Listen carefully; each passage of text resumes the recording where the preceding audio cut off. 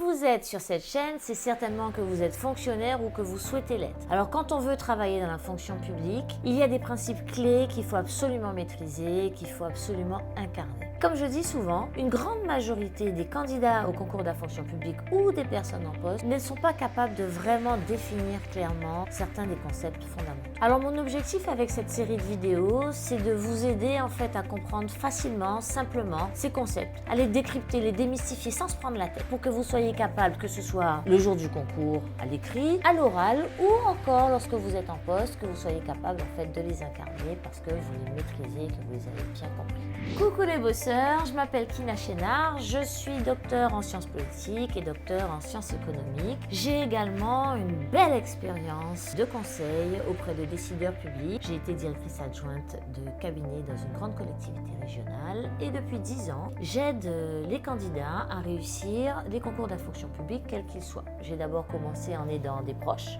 des amis et depuis 5 ans, j'ai créé un centre de formation qui a obtenu 100% de réussite aux épreuves écrites depuis sa création. Aujourd'hui, on va décrypter un concept fondamental qui est le concept de la continuité du service public. Imaginez qu'il y a une grève générale.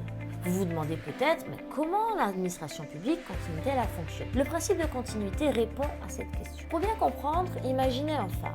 Ce phare doit rester allumé, qu'il pleuve, qu'il neige, qu'il grêle, c'est ce phare qui donne la direction, c'est le guide. Le principe de continuité de la fonction publique fait appel au même concept. L'idée, c'est que l'administration publique doit fonctionner, quel que soit le contexte, quelles que soient les crises, quel que soit l'environnement. Par exemple, pendant la crise du Covid, nous avons vu que tout a été mis en place pour que l'éducation nationale continue en fait, que nos enfants puissent continuer à bénéficier d'une instruction. Évidemment, dans beaucoup de cas en fait, les professeurs n'étaient pas forcément prêts. Néanmoins, tout a été mis en œuvre. Et c'est ça le principe de continuité de la fonction publique. Tout a été mis en œuvre pour tenter, pour essayer de garantir que même pendant cette période inédite, cette période de crise, que les enfants puissent continuer à bénéficier de l'instruction.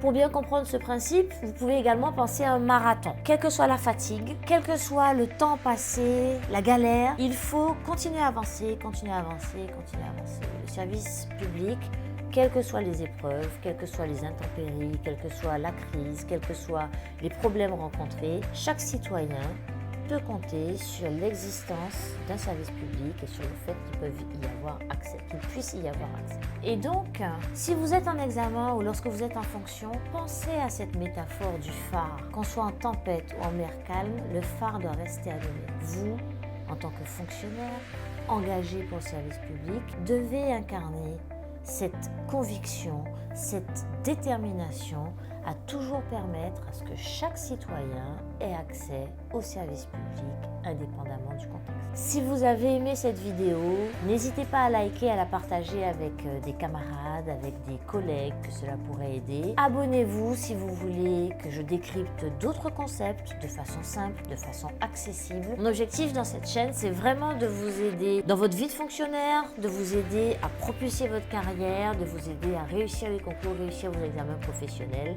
Et justement, n'hésitez pas à télécharger le petit livret 5 conseils de correcteur pour mieux réussir les concours de la fonction publique. C'est gratuit et moi, je vous retrouve la semaine prochaine pour le 3e conseil.